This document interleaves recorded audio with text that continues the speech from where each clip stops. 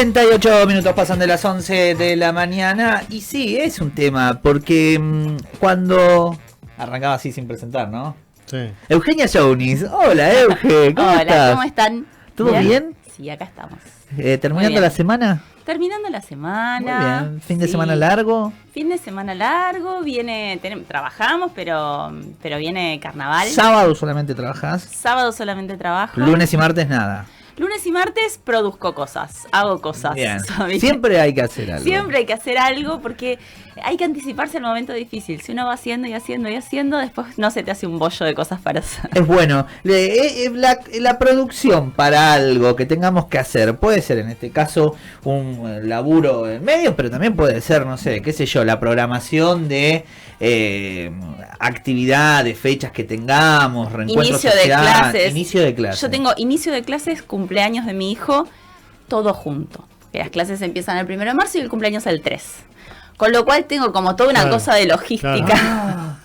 ¿Y el cumpleaños se celebra con los niños del colegio? Con los niños y niñas del cole. O sea, arrancan y el tercer día hola, ya ¿qué tal? Tienen joda. Te invito a mi cumple. Claro. Igual por suerte ya venimos como con mamás y papás, que yo ya voy anticipando. Bueno, el domingo 3 tenemos el cumple, organícense. Claro. Confírmenme si van a poder ir y esas cosas, pero... Pará, ¿el domingo cae 3? Sí. Entonces que las clases comienzan el primero. El primero viernes. ¿Viernes? Sí. ¿No comienzan un lunes? No. Supuestamente, por lo que nos dijeron en el colegio, empiezan el viernes 1 de marzo. Y bueno, es el calendario, ¿viste? El calendario. Lo arrancás así, igual por un lado, pensalo, que arrancás el viernes, viste cómo es, denso, como el arranque, pero después tenés 2 días para aflojar. Emocionalmente tiene otro color. A vos te viene muy bien, pero porque claro, tenés el cumpleaños, ¿viste? Un domingo y ya está. Medio que la mochila ya la tengo armada, pero no la descuajeringo tanto, no perdió tantas cosas de la cartuchera, no hicieron tanto, no hay tarea. Pensá, empezaron las clases, tuve el cumpleaños y después me relajo. Ya está. Ya después que haga lo que quiera. Tengo un montón de preguntas para hacerte. Hace un montón que no nos vemos, pero que tenemos que meternos con el tema. Solamente voy a preguntarte, esa mochila que ya está, ¿es carísima o no? Esa mochila que ya está es carísima y yo tuve una suerte tan grande. Me iluminé en octubre. En octubre cuando se Eso es planificar. Eso está la respuesta de lo que estábamos hablando. Yo me iluminé en octubre. Octubre mandaron la lista de materiales porque además él empieza tercero, entonces empiezan con carpeta, con lapicera, con un montón de cosas nuevas. Y yo dije, voy a hacer la lista ahora, la voy a pagar con la tarjeta. Perfecto. Y sé que aunque hoy haga un esfuerzo, pero estoy ahorrando plata de acá a marzo, ni hablar. Y ayer estaba chequeando a ver si me faltaba algo, encontré el ticket de lo que había gastado en octubre. ¿Tenés el ticket de lo que gastaste en octubre? Entré en la página web, hice la diferencia con 2 o 3 ítems nada más de gusto para ver, no me enrosqué con todo. Y ahorramos mucha plata. Mucha plata. Sí, realmente. De octubre a esta parte, de medio no hubo devaluación. ¿Todavía estaba otro presidente cuando hiciste la compra? Claro, en octubre. Bien. Sí. Fue como, a ver, fue antes. Pudo haber sido el 30 de octubre. En un momento de octubre se anticipaba una devaluación del ministro Massa. Sí. Bueno, y en ese momento salió todo el mundo a la calle a comprar cosas. Nadie sabía bien qué, pero compraba cosas. Sí, ni hablar. Iba al supermercado, no sé qué, y yo dije, voy a ir a la librería, voy a ir al mayorista, voy a comprar hojas de carpeta, voy a comprar cuadernitos, lapiceras. Buena inversión. Y fue muy genial, así que ahora lo único que me queda es chequear, muy satisfecha de que gasté mucha plata, pero mucha menos de la que podría haber gastado en febrero, claramente. Ahí está. Vamos a meternos con la información porque tiene algo que ver con lo que ha ocurrido. Me han anticipado que es consulta popular. Sí. ¿Qué es la consulta popular? Vamos a hablar de consulta popular porque... si bien nuestro presidente desde la campaña añora la Constitución de 1853 con ansias, desearía poder volver a ese momento y votar a favor como un constituyente más, ahora se ve que abrazó un poquito la del 94 porque frente a la vuelta en comisión de la ley ómnibus, la volvió a cero, la retiran de su tratamiento, queda vigente el DNU. Pero lo que él plantea es, bueno, si me tiran para atrás el DNU, vamos con una consulta popular. Ayer el diputado Milman presentó un proyecto para mandar la ley ómnibus como conjunto, lo cual no es posible en el marco de la consulta popular. el proyecto de ley para una consulta popular no vinculante.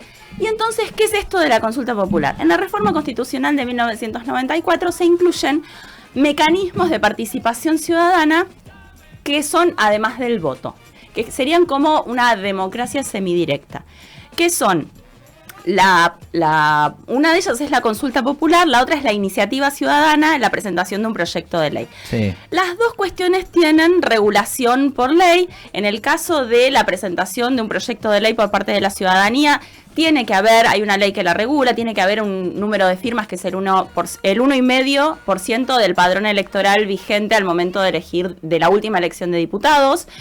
Y además tienen que ser firmas de al menos 6 distritos electorales. O sea, no es que cualquiera junta las firmas de cualquier lugar.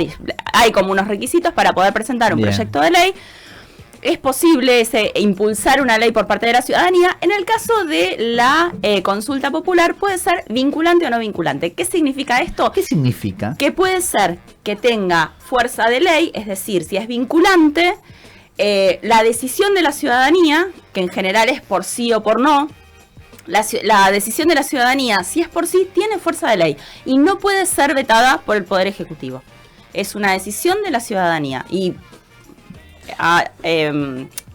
ajo y agua. Al que no le guste, lo lamento. Esto vendría a ser en consulta popular vinculante. Que tiene que surgir sí o sí de un proyecto de ley aprobado en ambas cámaras por mayoría absoluta. Bien, es decir, y ese proyecto puede ser incluso presentado por un ciudadano. No, ese proyecto tiene que ser presentado desde la Cámara de Diputados.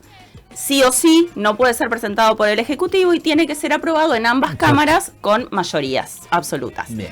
El no vinculante, que es esta opción que ha presentado el diputado Milman, no tiene fuerza de ley, es decir, sería como una opinión de la ciudadanía, se le pide opinión a la ciudadanía, claro.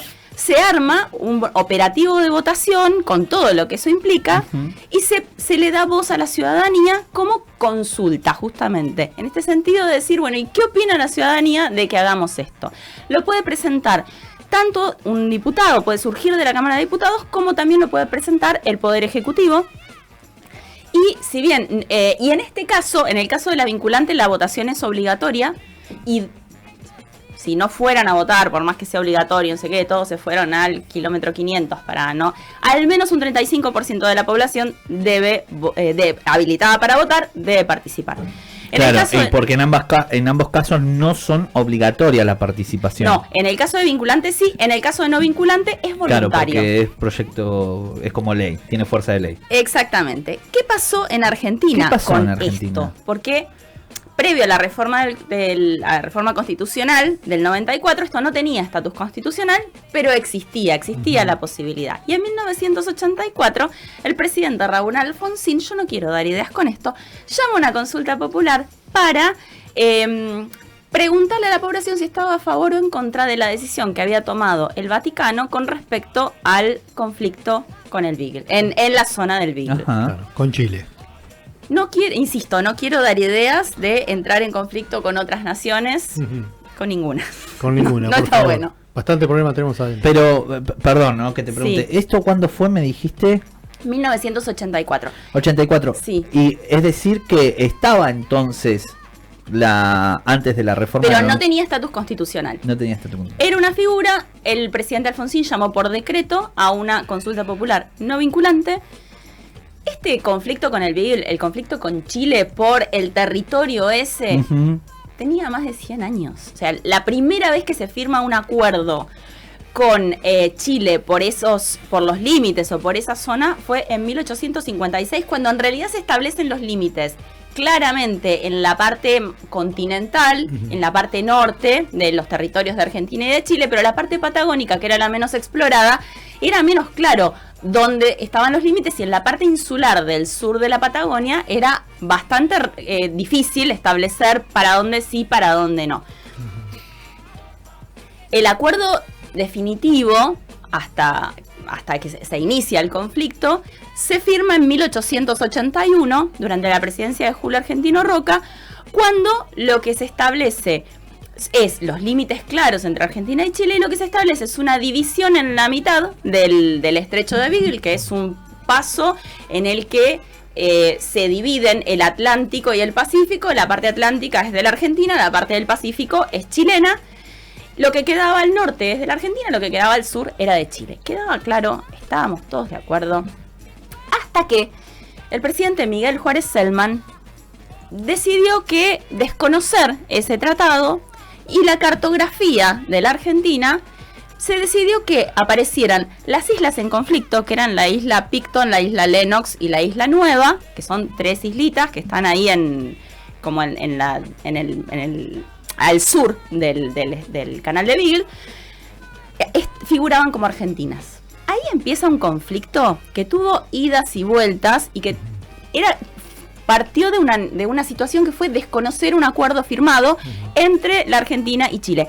Y no es solo algo que uno dice a la luz de la distancia somos todos vivos. En ese mismo momento, por ejemplo, un encargado de discernir la cuestión limítrofe, como era el perito Pascasio Moreno, decía que no entendía el porqué, el desconocer un acuerdo firmado, cuando era muy lógico que había una navegación compartida entre naciones. Lo que estaba al norte, al norte era de Argentina, lo que estaba al sur era de Chile, y todo el mundo había estado de acuerdo. Eso fue generando distintos momentos de tensión.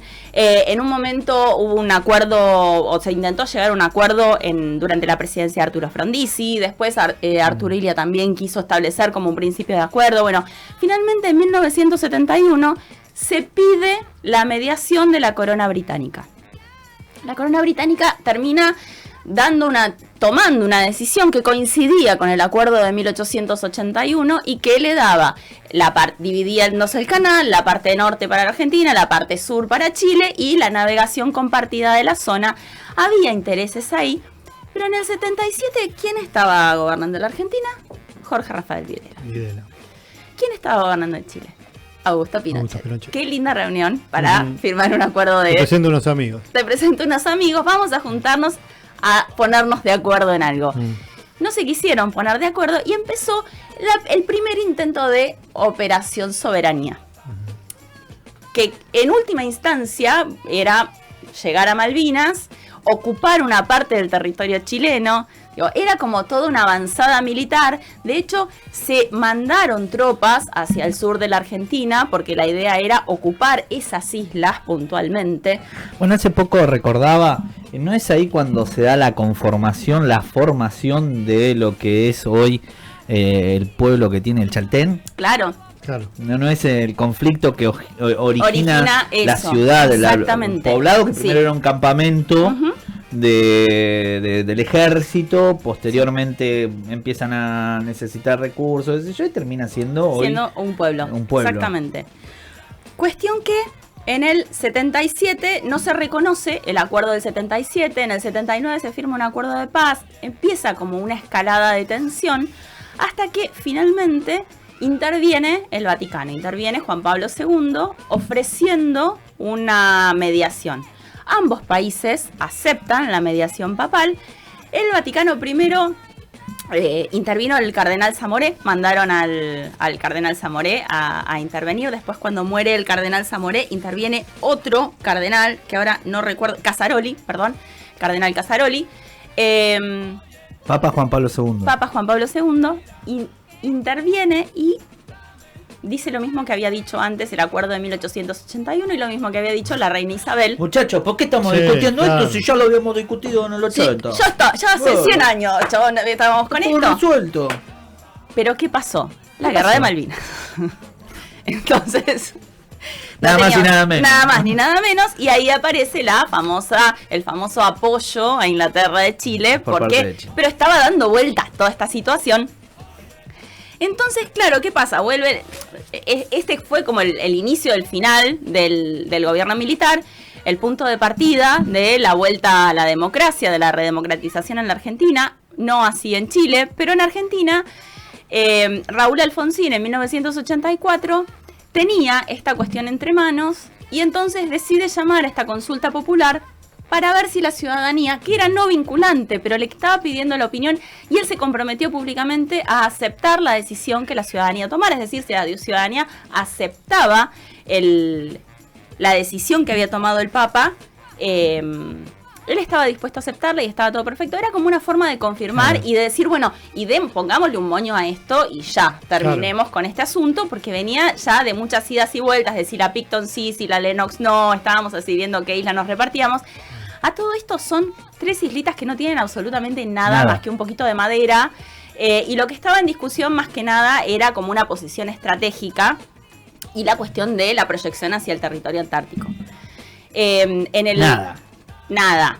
En realidad era muy poquito. Era cuestión de poder. Era muy poquito y era cuestión de ver, bueno, qué pasaba también con Malvinas. ¿Quién hace pis más lejos? Exactamente. Medio que era un poco eso. Cuestión que en esa consulta popular participó, si bien no era vinculante y no era obligatorio, participó el 70,9% del padrón. Una participación muy alta, pensemos que es casi en las elecciones, siendo obligatorias, esa es la participación. Para mí es como, buenísimo, vamos. También cuando es medio... votar, ¿qué hiciste? Yo voy a votar, claro. 1984, estábamos todos ahí, querían, dame una urna. Dale, o sea, volvemos, tenemos votaciones, encima estamos democracia, que ir a votar, vamos. Más democracia, claro, mirá lo que nos preguntan. No, perfecto. Bueno, de ese 70%, el 82% votó por el sí, el 17,4% votó por el no y el 1,5% votó nulo o votó en blanco. Partidariamente estaba el radicalismo con muchísimos partidos que estaban apoyando el sí. Una parte del PJ apoyaba el no y decía que en realidad era una cuestión medio como disuasiva para que la población no le diera bola al tema económico, a la difícil situación económica que había. Carlos Menem estaba a favor de la firma del tratado, pero digamos, es esta cuestión de la participación popular que apareció en ese contexto, digamos, en un contexto de un conflicto que era centenario, que había puesto a la Argentina al borde de la guerra en un momento de tensión muy importante en el contexto de la dictadura militar y que se había llegado a una solución a partir de la mediación del Papa Juan Pablo II. Hay varias cuestiones para mencionar, por lo menos, o para cuestionarnos, me pregunto.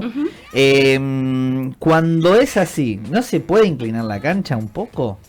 ¿No tenés todo un aparato, más allá de que después te lo define un voto? Sí. ¿Pero no tenés todo un aparato para inclinar la cancha por una de las dos respuestas? Yo creo que tiene que ver, en el caso, por ejemplo, de la ley, me parece que es un poco difícil, porque es una ley con una variedad de cuestiones que incluyen algunas que estarían inhabilitadas para la consulta popular, porque si bien ¿qué tendría, por ejemplo, nos venimos, dejamos por un minuto de 85, ¿sí o no? Claro, sí o no. Sí o no. Volvamos acá. ¿La ley ómnibus, sí o no? Bueno, ¿qué? Claro, ¿qué? No es un paquete cerrado. Claro, o pongámosle el nombre que es las bases para... La ley de bases para la libertad de los argentinos. Incluye una cantidad de aspectos y si bien el artículo 40 de la Constitución, que es el que habilita la consulta popular, no es taxativo respecto de ningún aspecto que no pudiera ser consultado, pero sí en la iniciativa popular los ciudadanos no pueden presentar proyectos de ley que tengan que ver con reforma constitucional, tratados internacionales, tributos, presupuesto o en materia penal. Es decir, muchos de los aspectos que estaban contenidos y todos los constitucionalistas coinciden en que se puede asimilar todas esas materias que requieren una expertise, unos saberes y un debate y conocimiento experto realmente respecto de la situación. No es solamente me parece que sí o me parece que no. Se pueden hacer extensibles a las consultas populares, tanto vinculante como no vinculante. Entonces, dentro de la ley ómnibus también hay cuestiones que estarían inhabilitadas para esa forma de participación ciudadana. Más allá de que se puede preguntar por sí o por no. A mí me parece que esto que vos decís de inclinar la cancha también tiene que ver con qué y cómo se consulte. ¿Qué es lo que estás consultando? Claro. Ahora, en un paquete tan gigante como es la ley ómnibus, aunque la población dijera sí, también no estás reemplazando el gobierno, digamos, se gobierna a través de los representantes. Es una una república representativa, republicana y federal. El pueblo gobierna a través de sus representantes. ¿Es posible una consulta? Sí, pero no en una materia tan amplia como 600 y pico de artículos que incluyen todos los aspectos de la vida de los argentinos. Y es desconocer, de alguna manera, en esta Constitución de 1853, justamente se separa el Ejecutivo del Legislativo, del Judicial. Bueno, y pero la representación legislativa está lo que pensamos nosotros con nuestro voto, ¿no? Perdón, acá Javito, yo soy libertario. La verdad es que la Constitución y está todo bien, no pero me vos, interesa. Está bien. Sí, entiendo lo que vos decís. No me interesa. Pero no, eso podrías eso hacerlo. Se lo dejo pero podrías al hacerlo. Verde y a mí la libertad. No, bueno, pero eso podrías hacerlo si no no entraste a un estilo democrático que a vos te puso de presidente, porque no te puso de presidente Galtieri ni Videla, te puso presidente la misma gente. La división de poderes no me importa. Bueno, está bien, es un juego, pero no es así. Me querés cagar a trompada. Sí, pero no es así. Bueno, pero no es que ese es el discurso. No, pero es muy difícil desarticular eso. Pero no se vive en democracia de esa manera. Bueno, también, ojo, estamos frente a un presidente que claramente dijo que para él la democracia no necesariamente es el mejor sistema posible. Claro. Sin embargo, es el sistema en el cual se legitima cuando remite al 50 y pico % de votos que lo llevó a la presidencia después del balotaje. Entonces, digo, es medio como tratar de porque el ser 56% de votos me eligió a mí, que piensa lo mismo que yo. Que es totalmente IG único, ¿no? Pues no, tenemos una hermana. Hay una hermana. Sí, porque el pensamiento, primero, es por eso es muy interesante. El 56% que lo eligió en un balotaje. En realidad lo eligió un 30%, porque si lo hubiese elegido un 56% tendría mayoría legislativa, que hoy no tiene. Digo, me parece que también es respetar las instituciones del Estado al que representa. Claro. Cuando las cosas no salen por el Congreso, decir voy por el decreto o voy por la consulta popular, así, asumiendo que la ciudadanía lo va a apoyar. Bueno, si la ciudadanía lo apoyara, incluso estaría desconociendo la representatividad del Congreso, en el cual quiso legitimarse a través de una ley que volvió para atrás por lo que fuera que volvió para atrás. Y en lo que fuera que volvió para atrás, me parece que no hay temas menores y que tienen que ver con los límites, justamente con el espíritu de la división de poderes, con los límites que uno de los poderes del Estado busca ponerle al otro en avance sobre cuestiones que no están dispuestos a negociar. Sí, y eso tiene que ver también con experiencias que hoy, por ejemplo, en Brasil, Bolsonaro está cuestionado y no puede salir del país porque han descubierto toda una trama de golpe de Estado hacia Lula, lo que pasa en el sur de Estados Unidos, en Texas y demás, con Trump a la cabeza, desconociendo las democracias, ¿no? Y cómo llegan al poder, aunque no te guste lo que llegó al poder y aunque no te guste lo que pase después de que vos estás en el poder, bueno, tu elección fue llegar ahí a partir de la democracia, ¿no? Sí, digo, la democracia se puede, en el contexto de la democracia, incluso uno puede decir no me gusta la decisión que tomó el Congreso, pero eventualmente la tomó el Congreso. Pero por supuesto. La tomaron los representantes de nada menos que de la ciudadanía, porque ni siquiera estamos hablando del Senado, que son los representantes de las provincias. Yo sigo insistiendo, no por molestar, pero sigo insistiendo que el desafío es convencernos como pueblo de que en realidad elegimos un representante que esto lo dijo. Pero está bien. O sea que para no recaer en toda la responsabilidad del presidente que actualmente tenemos y no desligar la responsabilidad ciudadana de que hemos elegido. Es que digamos, la responsabilidad ciudadana está. Elegimos un presidente, pero también elegimos legisladores. Claro. Entonces, esos legisladores fueron tomando decisiones. Incluso la decisión de no seguir adelante con la votación de la ley, inciso por inciso, fue del bloque oficialista. Digo, fue Oscar Sago, el presidente del bloque oficialista, quien anunció que la ley volvía a comisión. Entonces, fue una decisión de ellos legitimada en el Ejecutivo o legitimada en el lugar de la representatividad que ellos consideraron. Pero fueron ellos los que decidieron, ya que veían que la ley se les estaba desgranando un poco, se les estaba diluyendo entre las manos, mandarla para atrás. Ahora, digo, me parece que presentar un proyecto para una iniciativa popular, vinculante o no vinculante, bajo el título o el paraguas de ley ómnibus, es no aceptar la legitimidad del Congreso de la Nación como órgano legislativo. Y en ese orden, lo que hablábamos hoy de Villarroel, de no querer en el Congreso habilitar el Senado para discutir el DNU, va en sintonía con esto también, ¿no? Y me parece que nosotros no tenemos que pensar en que Milei va por ese lado, porque el que no lo votó, justamente está la democracia para tener otros representantes, que justamente no es Milei. ¿Será entonces el que no lo votó que tenga que convencer a quien sí lo votaron? Sí, seremos quienes votamos representantes para que nos representen en el Congreso, quienes tenemos que exigir también, tanto a diputados como a senadores, que tengan una participación activa, que hagan política, que digo, a veces es sencillo ampararse en, bueno, no tenemos el número, pero digo, tener una actitud activa que realmente represente a toda la ciudadanía. Hubo representantes que tuvieron ese rol activo y así estuvo la calle, sí, claro. Que un poco amedrentó, y lo que dicen muchos diputados, yo tengo que volver a mi provincia y poner la cara después para decir por qué voté esta ley ómnibus, que solo traía cuestiones que avasallaban los derechos de cada una de las ciudades, ¿no? O provincias de la República Argentina. Sí, también a veces se piensa a las provincias como una entelequia, como los gobiernos provinciales, como los gobernadores. En realidad las provincias también son sus ciudadanos, que somos todos argentinos y argentinas, pero también somos habitantes de provincias que se ven perjudicados por las medidas que toma el gobierno.